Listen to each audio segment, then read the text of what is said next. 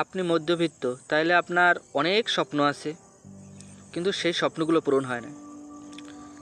ধরুন একটা বাইকের স্বপ্ন আছে, একটা বাইকের জন্য কি 3 লাখ 4 লাখ টাকা প্রয়োজন একটা ভালো বাইকের জন্য, কিনেই আপনার টাকা নেই।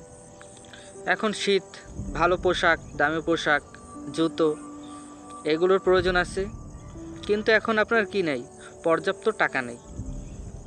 সেই টাকা এখন ধরুন এই শীতে সবাই ঘুরতে যায়, আপনারও ঘুরতে যাইতে মন চাইতেছে কোনো স্পটে, কিন্তু আপনি যাইতে পারতে আছেন না কেন?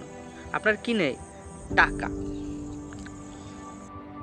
ধরুন আপনার হাতের ফোনটাও তেমন ভালো না, আপনার একটা ফোনের প্রয়োজন, কিন্তু আপনি সেটাও কিনতে পারছেন না, কারণ হলো আপনার কাছে নেই টাকা।